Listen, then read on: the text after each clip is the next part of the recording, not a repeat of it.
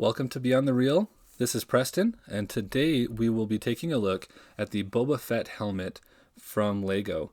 This is a set that came out mid-April and is one of a series. There's also the Stormtrooper helmet and the TIE Fighter helmet.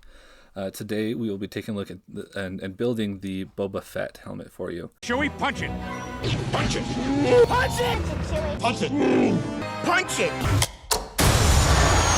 This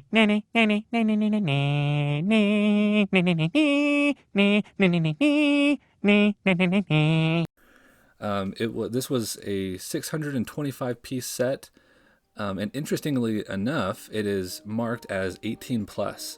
So this set is definitely marketed towards adults. The boxing and packaging is different than most Legos. It's got a very premium feel. And is definitely a display piece for those adult collectors. There are some interesting components and interesting techniques that LEGO used to put this together that I don't think that my 6-year-old would be able to do on his own like he can with some of the smaller sets. So overall, this took me about an hour and a half, maybe 2 hours to put together. And is a fantastic piece for any collector. It does come in a little bit on the pricey side. It is $60. I feel like maybe $40 would have been a better price just for me, but I do think that you get what you pay for when you pay that $60 premium price. So the construction was a lot of fun. The interior build was interesting. It's basically a box with a couple extra attachment points. Just to bulk out the helmet. And then as I get to the back panel, there were some really interesting pieces that were used and techniques that were used on the back panel.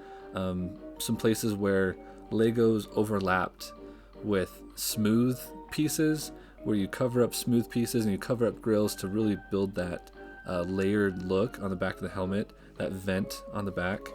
And then that just snaps right to the back of that main build. And then as I start building the side pieces, there's some really interesting techniques used here as well. On the left side of the helmet, there is, of the Boba Fett helmet, there's some faint yellow striping. And to achieve that on the LEGO set, they went kind of bright compared to the screen helmet. But the way that they had those attached was really interesting. You stack them actually sideways and in a different orientation than the rest of the build. And then you snap those onto a bar that's a part of the internal build. And so they stand vertically to get those vertical stripes. I thought that was a really interesting technique that they used on that part of the build. And then on the sides of the heads, those were pretty straightforward. There was a couple unique build pieces in there. I really love the detail, the rounded look over those earpieces. And the different look on either side of the head. They really captured the details of the helmet. It's really interesting to see how that translates into a brick look, and I think they did a fantastic job capturing the iconic Boba Fett look. The stand is also really nice. You don't have to use the stand. You could pop that off and just have the helmet by itself, but the stand is really neat. It lifts that helmet off the ground or off your tabletop and really makes it look like an art piece instead of just a Lego set, and really sets that apart. And then the faceplate was neat too. I really liked how they used those smooth pieces to get the look of the visor, and then also angled those cheekbones. They're not bones, but like the cheekbone looking panels on the side of the helmet. It's interesting how they were able to attach those so perfectly on the sides at the right angle. And then ultimately at the very end of the build, you put together the Rangefinder, which has some fun action. You can move that down as if he's looking through it and then back up to its standard position. So overall, a lot of fun to put together.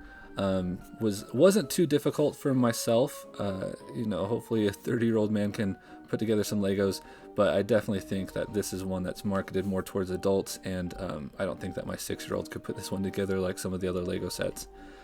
So a lot of fun to put together, and is a fantastic piece to have in your Lego collection, especially if you're a big Star Wars fan. I have a spot picked out for this one already up on my bookshelf.